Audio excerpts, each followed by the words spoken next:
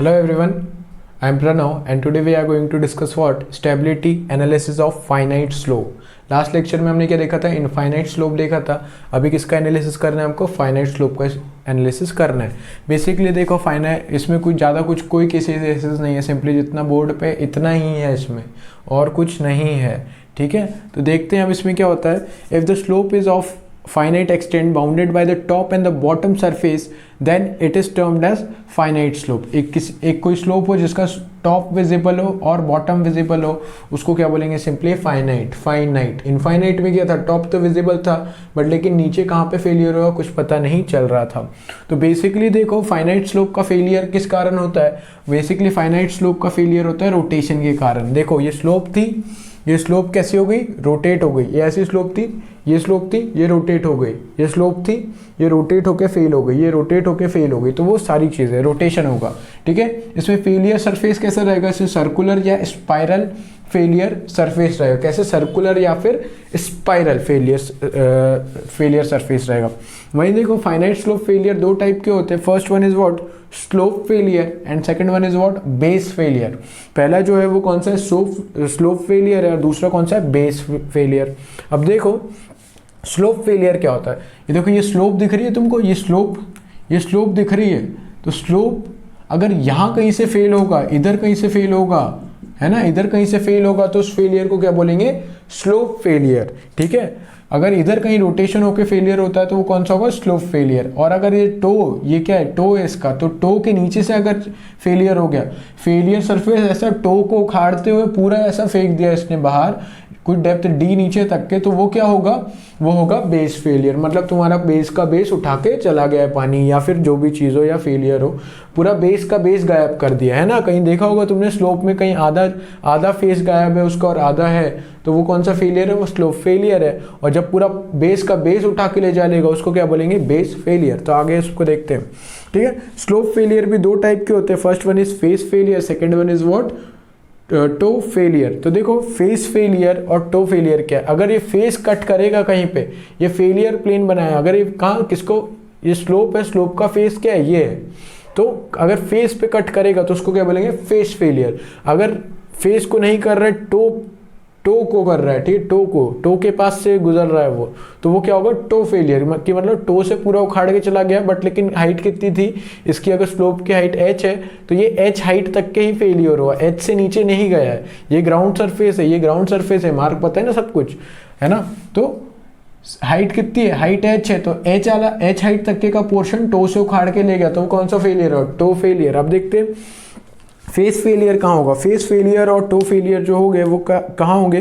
वो steep slope में होंगे। दोनों कहाँ होंगे? स्टीप स्लोप मतलब कैसे? स्टीपर स्लोप स्टीपर है तो मतलब खड़ी चढ़ाई, खड़ी एकदम। ठीक है, स्टीपर स्लोप में इनके फेलियर होंगे। जो स्लोप फेलियर होगा वो स्टीपर स्लोप में होगा।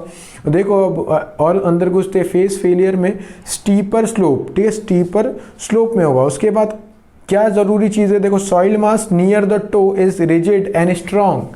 सिंपली समझने वाला, फेस फेलियर कब होगा? जब यहाँ का सॉइल मास, टो के पास का सॉइल मास रिजिड होगा और स्ट्रॉन्ग होगा, और इसके ऊपर का सॉइल मास कैसा होगा? सॉफ्ट होगा या वीक होगा, तभी तो ये यहाँ से फेल करेगा। ये रिजिड है, ये सॉफ्ट है, तो कौन सा फेलियर होगा? ये यहाँ रिजिड है और यहाँ सॉफ्ट है, तो सॉइल कहाँ से फेल होगी? सॉफ्ट से फेल होगी। सॉफ्ट वाले को दबाना ज़्यादा वो है, मतलब क्या है? ज़्यादा इजीली से सॉफ्ट वाला फेल करके चला जाएगा। उसको तुम कंप्रेस करोगे, कोई चीज़ को कंप्रेस करते हो, दबाते हो, तो वो क्या होता है कि भाई सॉफ्ट चीज़ आराम से कंप्रेस हो जाती है। अब सॉफ्ट चीज़ देखते हैं, जैसे कि ये मान लो एक स्पंज है, ये लेयर, अब मैं इसको कंप्रेस कर रहा हूँ, तो कि कंप्रेस हो रही है ये चीज़, तो क्या होगा? जब ये चीज़ कंप्रेस होगी तो क्या होगा? ये इजीली फेल कर सकती है। और वहीं अब मैं इसकी बात करूँ, ये इसकी प्लास्टिक मटेरियल की, ये थोड़ा रिजिड है, तो यहाँ से फेलियर नहीं होगा, हमेशा कहाँ से? सॉफ्ट जगह से फेलियर होगा। तो देखो फेस फेलियर की क्या कंडीशन होगी? स्लोप स्टीपर होना चाहिए और टो के पास जो सॉइल मास होगा वो रिजिड होना चाहिए, और फेस वाला सॉइल मास क्या होना चाहिए? वो सॉफ्ट होना चाहिए या वीक होना चाहिए। वहीं अब अगर बात करें टो फेलियर की, toe failure most common failure है, कॉमन मोड ऑफ फेलियर, ये सबसे कॉमन फेलियर मोड है। ये कहाँ होता है, ये भी स्टीपर स्लोप में होता है, ठीक है। अब ये इसके लिए क्या ज़रूरी होगा कि भाई अब तुम समझदार हो चुके, अब क्या होगा कि भाई टो के पास भी कैसा है, सॉफ्ट मटेरियल है, या टो के पास की सॉइल कैसी सॉफ्ट है, कंप्रेसिबल सॉइल है, ठीक है। When soil mass is homogeneous above and below the to, सही बात है, होमोजीनियस होना चाहिए कि भाई अगर मान लो यहाँ का सॉफ्ट है, इधर का क्या है, रिजिड है, तो नहीं, टो फेलियर में कैसे होना चाहिए, होमोजीनियस होना चाहिए। अगर यहाँ का सॉफ्ट है तो इधर का भी सॉफ्ट होना चाहिए, तभी टो फेलियर होगा, ठीक है।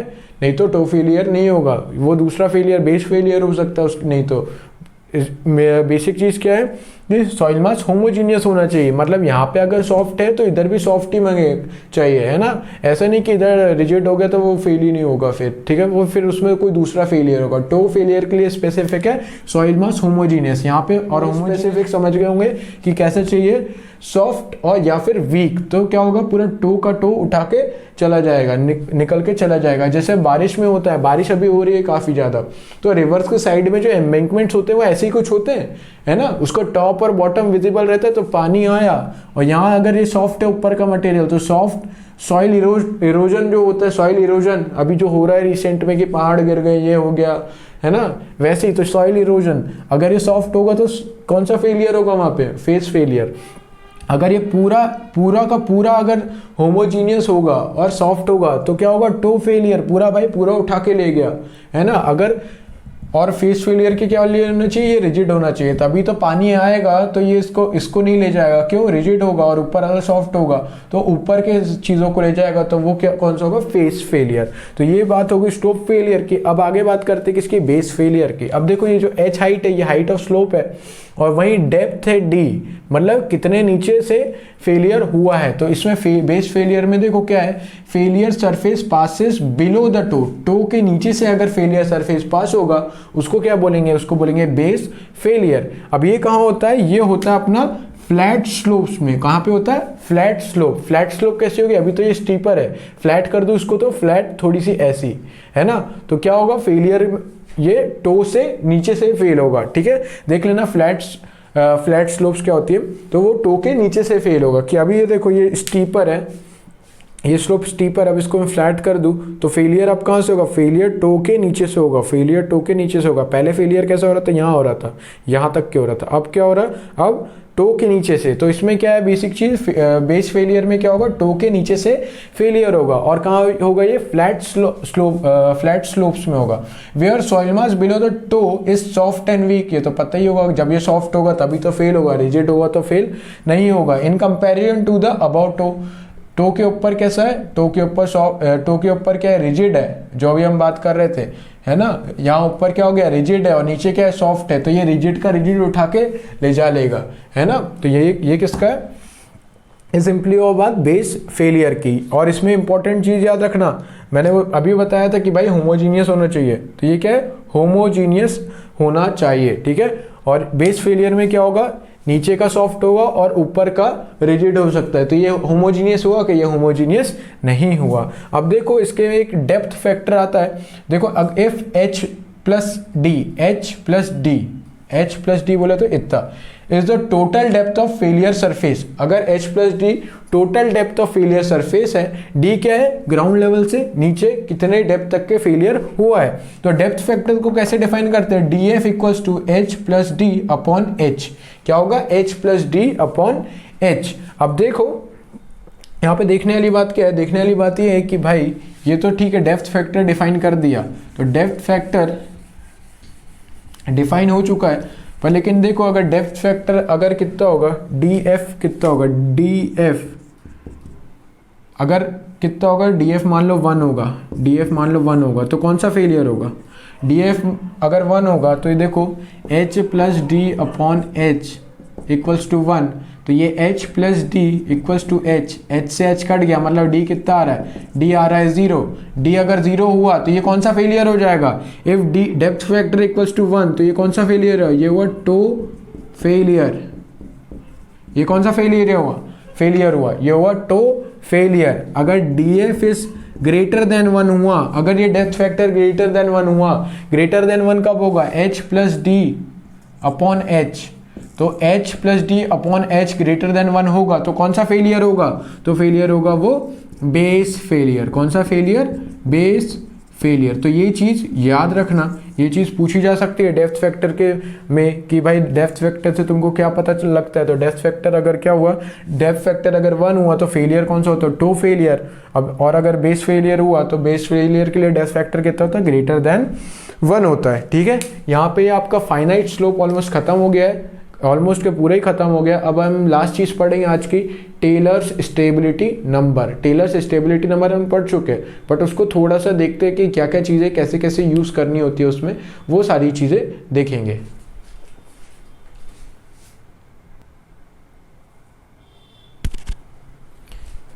चलो आओ देखो, tailors stability number method.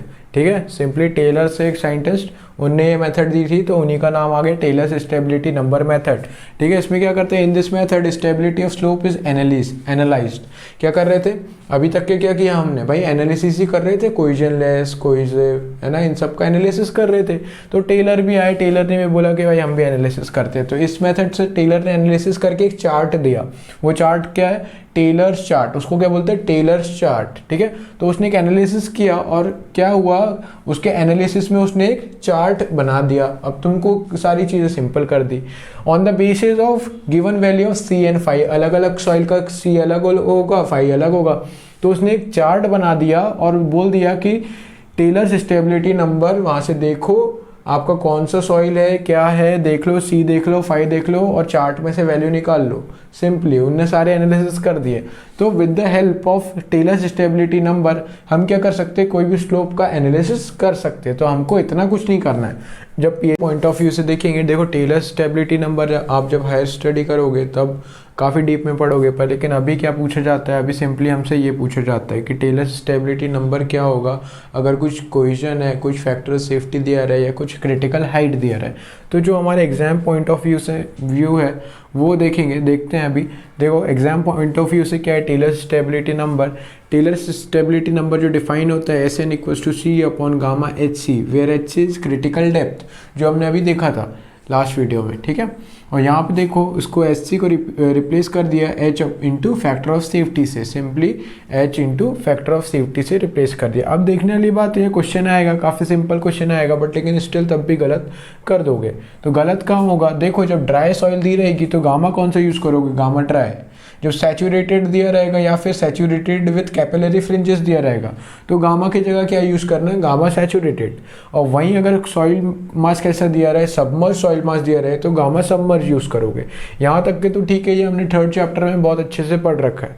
But एक क्वेश्चन आता है कौन सा? सडन ड्रॉ डाउन वाला। कौन सा वाला? सडन ड्रॉ डाउन वाला।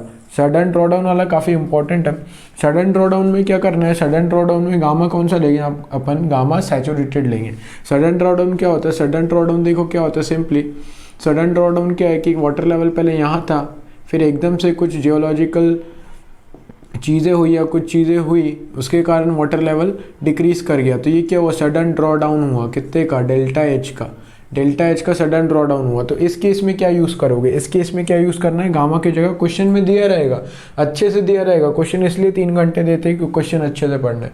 तो वहाँ पे हमें देखना है कि सडन ड्रॉ डाउन वाला केस है, कैपिलरी वाला है, सैचुरेशन वाला है, ड्राई वाला है, सबमर्ज वाला है। तो सडन ड्रॉ डाउन दिया रहेगा तो गामा सैचुरेटेड यूज़ करना है। अब सडन ड्रॉ डाउन में इसलिए इंपॉर्टेंट हो जाता है कि भाई जब टेलर्स स्टेबिलिटी नंबर निकालते हैं तो क्या होता है कि फाई अगर कहीं एंगल ऑफ फ्रिक्शन कौन सा यूज़ करते हैं, कभी कभी पूछ सकते हैं तुमसे, तो एंगल ऑफ फ्रिक्शन कौन सा यूज़ करते हैं सडन ड्रॉ डाउन में? वेटेज फ्रिक्शन एंगल यूज़ करते हैं। कौन सा? वेटेज फ्रिक्शन एंगल यूज़ करते हैं फाई डब्ल्यू। कौन सा? Phi W. कौन सा यूज़ करते हैं? Phi W. कौन से केस में? सडन ड्रॉ डाउन में।